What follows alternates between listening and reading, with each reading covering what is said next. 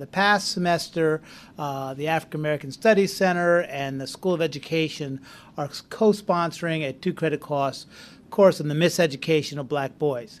As most of you in the room know, that there are certain demographic groups who, just by the nature of the group into which they are born, are at significant risk for academic failure. There are more African American males in prison than there are in college, and the litany goes on and on.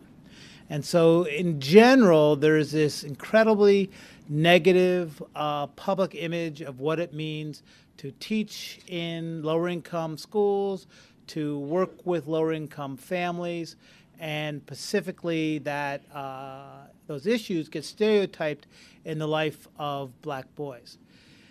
So it's rare in the educational establishment to find somebody who has such a clear vision of what is strong and powerful in the life of black boys and girls and other kids of color, and is willing to dedicate their life in this incredible combination of direct instruction and teaching, being in the classroom, running a school, influencing policy throughout the state of California, and also being willing to come out and share his perspective with the rest of the world. So I've had Dr. Hollie come in and work with trainings with me in Wisconsin. And the one thing I would like to say, as many of you know, that as open as I am for discussion and dialogue, I'm hard to convince, particularly when I have a strong opinion. And he was able to lead me into understanding of the linguistic issues for African American families in a way that I found not only powerful in its intellectual quality, but convincing in terms of structuring of my own approaches to pedagogy. So without much further ado, I want to introduce Dr. Hollie to you and turn the mic over, and hope you enjoy it and be ready and be willing to ask a lot of stimulating questions at the end. Thanks. Good evening. Good evening. Come on, I'm from LA. Good evening. I want to thank Dean Coleman for the invitation. It's good to know people in high places, as they say, and I appreciate him bringing me out to Boston University. It's really my first time in Boston. I was here when I was a kid, don't remember too much. So we were very open to the invitation, even though I was hoping for a little warmer weather, of course, but oh well. As he said, you know, we're sort of at the crossroads of doing this work. And I kind of have 3 different vantage points that I think benefit overall, and I'm just going to cover them a little bit, and then I'm just going to jump right into what we do. The first vantage point is from the university perspective. I'm a professor at Cal State Dominguez Hills, which is essentially a teacher training university. Cal State Dominguez Hills credentials the most teachers of color in California. And I work there and mainly in secondary education around reading, language, literacy issues.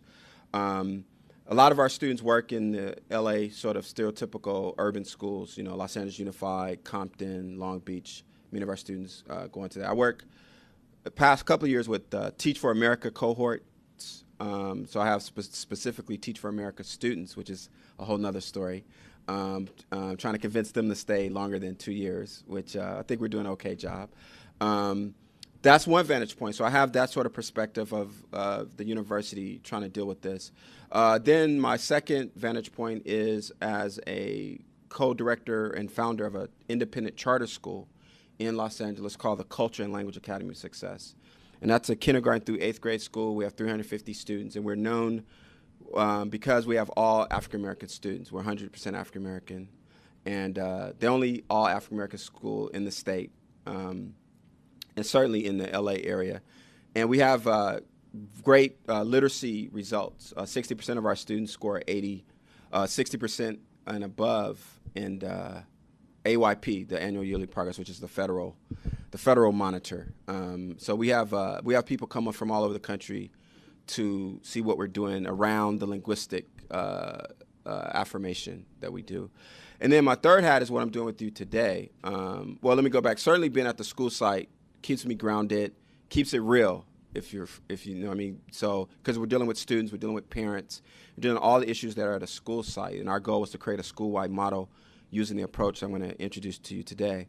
So that's very important work for me because I don't get too distant from what the real issues are in terms of working with African American children, particularly African American males, where we have a reputation for having a lot of success. A lot of schools send us the students who they're having trouble with, per se, right? But when they come to our school, they don't have, I would say, as much trouble. We had a student, his name is, I can say his name is Craig Jones, and he went to the UCLA sort of laboratory school. It's called Seeds Elementary. And he was in the office every single day. His parents are well-to-do. His mom's a lawyer. His dad is a professional. And he was in the office every day. And his mom brought him to us, and she said, I know my kid's not bad. He's a good kid. But for whatever reason, he stays in the office. I think in the 3 years that Craig was with us, he was only in the office twice. Well, with me at least, right? And now he goes to Loyola High School in LA, which is a pretty high-level parochial school there for us in the community there. So we've had some success using the approach I'm going to introduce with those students.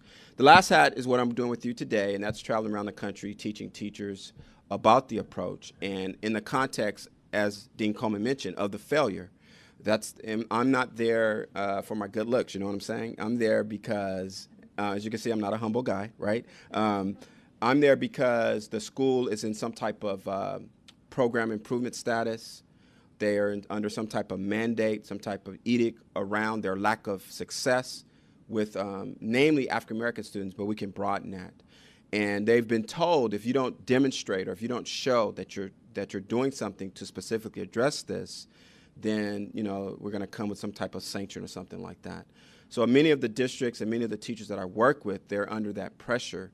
And it's sort of been a good thing in a way that it sort of opened the door for this conversation, because I've been doing this about 11 years now, prior to No Child Left Behind, you really didn't have a lot of these school districts open to this type of conversation. So it's had an unintended effect, I think. And so we work primarily in Northern California, but we have situations in St. Louis, in New York, in different places. And what I mean by that means that we're working with the students and the teachers in the classroom, which is our overall goal. So that's sort of where I'm coming from. So what you see here is sort of a mixture of all of that kind of put together. So just to kind of go along with the theme of the time, I changed my title to Your Culturally Responsive Stimulus Package. And I'm looking at it, we're in terms of how we can take some of the lessons that we're trying to learn from the economic situation and how can we apply it to the education situation. And the economic situation has been described as a crisis.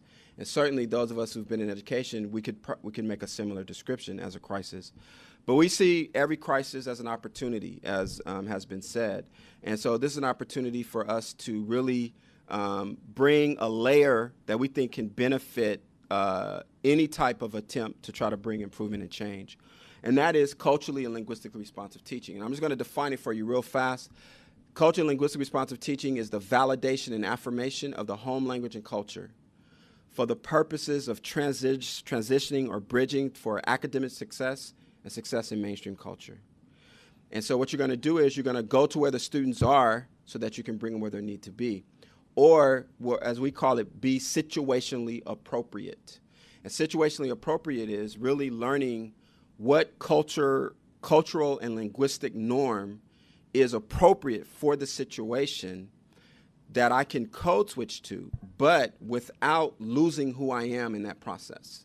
So I don't have to change what's internal to me, culturally and linguistically, in order to speak standard English or academic language, depending on my audience. I can still maintain that. And that's what we do. That's what we do at our school in terms of our entire teaching. And what we're simply saying is that the school system is really based on making that code switch, but at the expense of who you are. And secondly, not going to where the students are. The analogy that we use is simply trying to think about how you learn. If you think about how you learned how to swim. Now, how you learned how to swim, probably one of two ways. The first way is you were thrown into the pool, and the teacher was on the side saying, "That's it, kick, come on, do it, do it, do it," as you were flailing and it wasn't happening. And we know that in education to be what type of approach? It's called the sink or what? Swim approach, right? Then there's the second type where the teacher is actually in the pool with you, guiding you, holding you, instructing you, and then somehow slowly kind of lets go, and then you're doing it on your own. That's the approach that we're shooting for, the one where we meet the students in the pool and bring them along the way. So it has two components to it. The first component is culturally understanding where we are, and then the second component is linguistically understanding where we are. And it's based in instructional strategies, and that's why 90% of whom I talk to are practicing classroom teachers, because we're trying to get them to do their instruction in a different way, by first starting with their mindset and then ending with the practice. So what we're saying is we're not going to use guest speakers, we're not going to use posters, we're not going to use some type of ethnic cultural month. We're not going to use ethnic food day. We're not going to use ethnic dress day. That's not how we're going to get at this issue of diversity. That's not how we're going to get at this issue of culture. We're going to get at it by understanding more so where the students are culturally and linguistically and how we can accommodate or be responsive to them through the instructional practice, how we teach. And it's through that experience for the students that'll bring about the change that we want to see with them academically, behaviorally, and so on. So I want to begin, just to change the energy in the room, is to by doing an activity with you, and then coming back to talk a little bit about race and culture, then going to another activity, and then coming back to talk about the language piece. So that's how we're going to sort of tag team this. Hopefully each of you has a strip. If not, can we make sure? If you don't,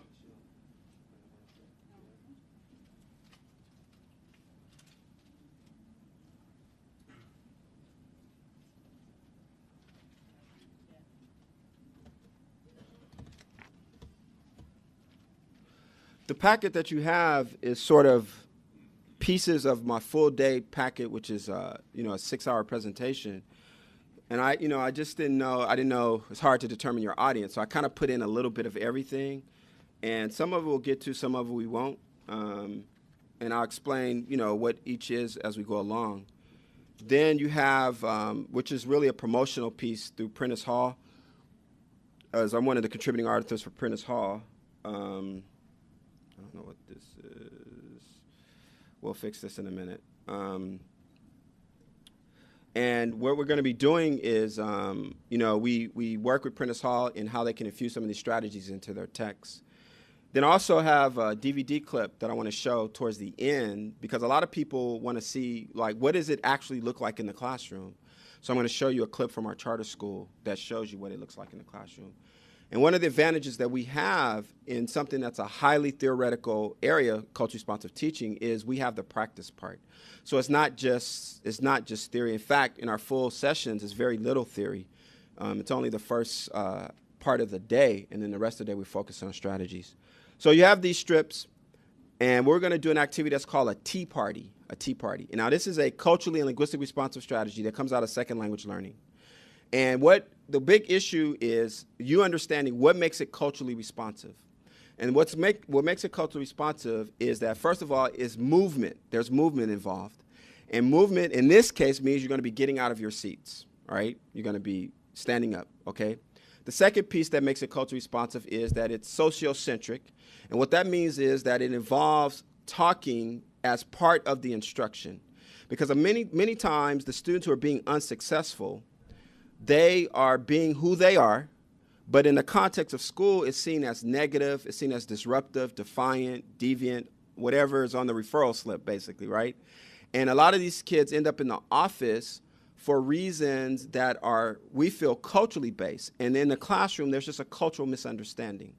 So what we try to get teachers to do is build in who they are into the instruction. So you have to build in talking. That doesn't mean that the students get to talk when they want, however they want, but we're going to allow them that sort of momentary exchange prior to jumping into the content, okay? The other aspect of this is the greeting. How you greet somebody is cultural as well. We're going to build that in as well. So these are all what we call cultural orientations. So the rules for this tea party is, number one, you have to stand up and walk around. That's number one, okay? Number two, prior to introducing your content, you have to culturally greet the person, right? And that means physically and verbally. And it has to be through a cultural orientation, which may be, I don't have anybody in the front row, so I can't do this, is some type of, like a soul shake, if that's your cultural orientation. And I would be demonstrating this. Or a cheek kiss, both sides, if that's a cultural orientation. High five, elbow, pound, bear hug, whatever, right? And, we understand that now the hug has become the new handshake. You guys know that, right? That people are hugging more now than handshaking. So whatever cultural orientation works for you, all right? And then as part of the verbal part, I just want you to tell the person, I'm my best today because, okay? Because we have to give the students some frame. Otherwise, they will talk about whatever they, the kind of goofy stuff that middle school or secondary students talk about, right? So you have to give them, give them a frame. So I want you to say, hi, my name is so-and-so, and I'm my best today because, and then you sort of fill in that blank. Then you're going to jump into your content. And in this case, the content is to read the strips to one another verbatim, all right? Don't cheat. I want you to read it just like it is on the table, on the slip. And then you kind of go like, wow, that's interesting, or I'm not sure what you just said, but whatever you want to do there, okay? And then you go to a different person. I want you to do this with 3 different people in the room. 3 different people in the room. And then after that third person, you return to your seats. Now, the last rule is you can't talk to anybody in your row.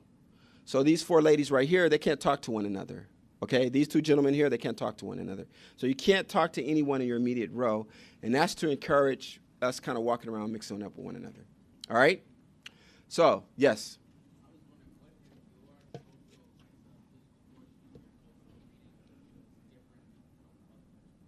That's good, because you're both going to exchange based on your own orientation. So if yours is a high five and then hers is a bear hug, then that's how you do it like that, right? Now, we don't want to put somebody uncomfortable, because you could say, well, mine is the French kiss. And they go like, no, I don't think so, right? Okay, so we have limits. We have boundaries, all right? Okay, are we ready? No, we're not. No, we're not. Am I supposed to be this character and try to figure out the culturally responsive bear hug? No. The cultural orientation has nothing to do with the strip.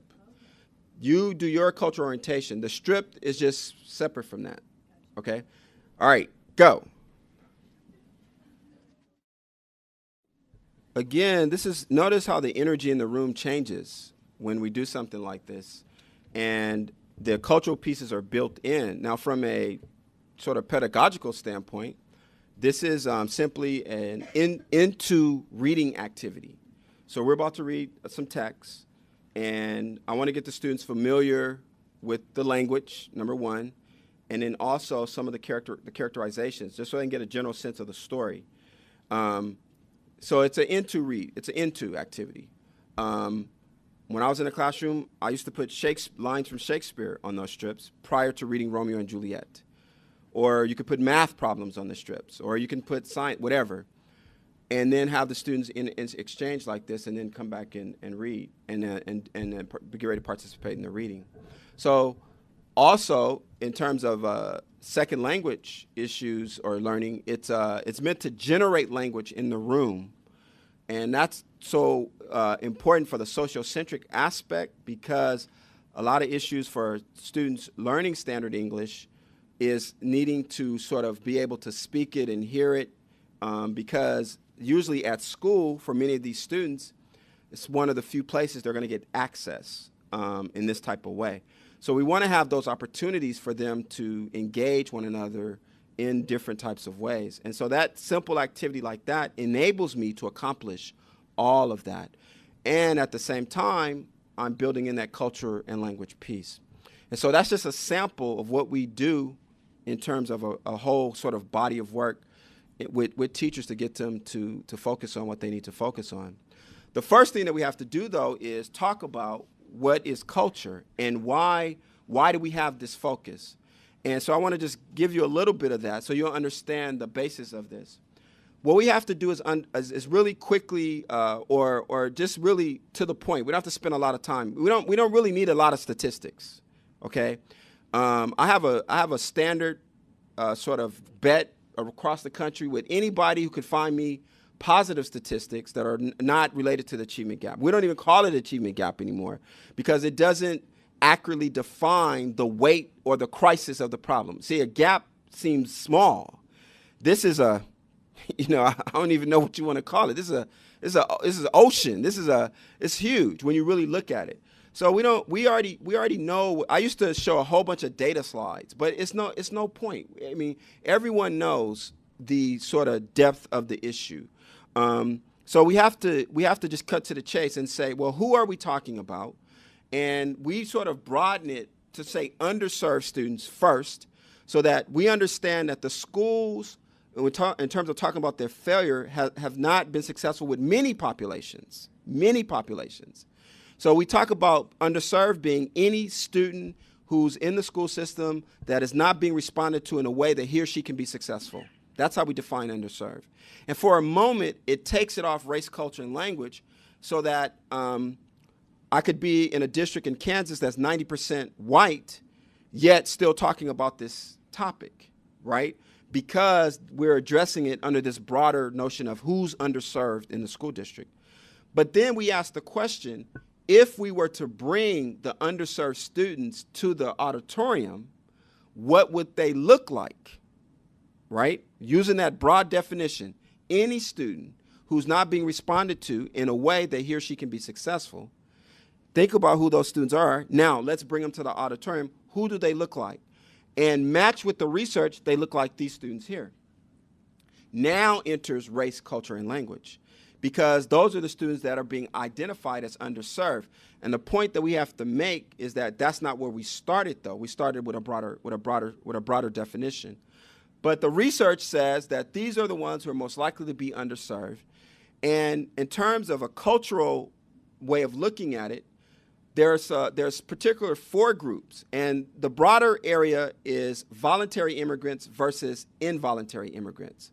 And we're pulling from the work of John Ogbu, late 70s sort of work, where he basically said that, there are 2 types of students in the American education system: voluntary immigrants, involuntary immigrants.